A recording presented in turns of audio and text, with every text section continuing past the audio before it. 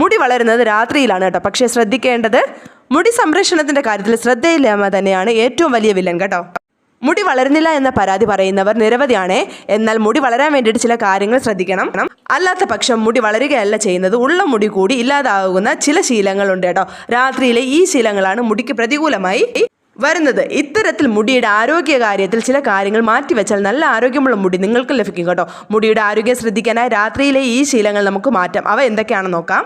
കുളി കഴിഞ്ഞ ഉടനെ ഉറങ്ങാൻ പോകുന്നത് മുടിയുടെ ആരോഗ്യത്തെ പ്രതികൂലമായി ബാധിക്കുന്ന ഒന്നാണ് കേട്ടോ. മുടിയിലെ നനവ് തലയിണയിൽ പറ്റുകയും ഇത് മുടിയെ കൂടുതൽ പ്രശ്നത്തിലാക്കുകയും ചെയ്യേ. ഉറങ്ങാൻ പോകുന്നതിന് മുമ്പ് തല ചീകുന്നത്, അതായത് പല്ലകലമില്ലാത്ത കോമ്പ് ഉപയോഗിക്കുന്നത് മുടിയുടെ അറ്റം പിളരുന്നതിനും മറ്റൊരു കാരണമാണ്. മുടി കെട്ടിവെച്ച് ഉറങ്ങാൻ പോകുന്നത് നല്ലതാണ്. എന്നാൽ പോണി ടെയിൽ കെട്ടിവെച്ച് ഉറങ്ങാൻ പോകുന്നതിന് മുമ്പ് ആലോചിക്കുക. ഇത് മുറുകെ കെട്ടുന്നത് മുടി കൊഴിച്ചിലിൻ്റെ പ്രധാന കാരണങ്ങളിൽ ഒന്നാണ്.